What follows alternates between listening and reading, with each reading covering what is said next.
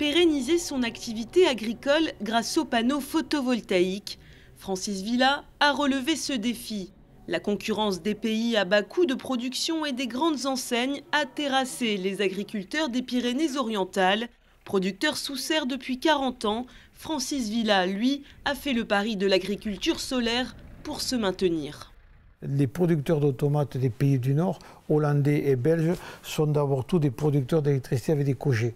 Ils ont le chauffage gratuit et des revenus sur la production électrique qui leur permettent de prendre des parts de marché. C'était un but, comme nos concurrents hollandais, d'être compétitifs et de créer des emplois. L'agriculteur décide alors de faire étudier la mise en place de panneaux solaires. Résultat, 12 500 mètres carrés de panneaux photovoltaïques sont installés sur la moitié de son toit.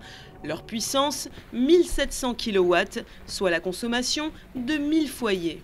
Au niveau de la région, si vous voulez, on bénéficie quand même d'un ensoleillement qui est assez remarquable. On a fait des analyses là, sur des données Météo France. On se rend compte que sur les 30 dernières années, l'ensoleillement a augmenté de 10%. Le challenge, c'est de prouver que des légumes peuvent bien pousser sous ce type de projet. La Chambre d'agriculture accepte de lui fournir un permis à condition d'en faire l'expérimentation. L'objectif de ce contrôle, faire barrage à l'artificialisation des terres. La position des chambres d'agriculture au niveau national, et après bien sûr répercutée dans chaque département et chaque région, c'est de garder le maximum les terres à une destination de production. Le but étant d'éviter les excès de certains malins qui auraient pu construire des bâtiments, et on a eu des cas de gens qui ont voulu construire des bâtiments sur 2, 3, 5 hectares afin de faire du photovoltaïque sur les toits, ou de serristes qui aussi profiteraient de l'avantage puisqu'il y a un léger prix supérieur sur des serres ou sur des bâtiments pour construire et bien sûr produire de l'énergie mais pas de l'agriculture. Le pari est gagné, plusieurs types de légumes ont pu être cultivés avec succès. Reste à rentabiliser ce projet de près de 6 millions d'euros financé par 3 banques et par la région. Cela prendra une dizaine d'années. La rentabilité, c'est d'ailleurs l'élément clé pour encourager ce type de projet, selon le président de Texol.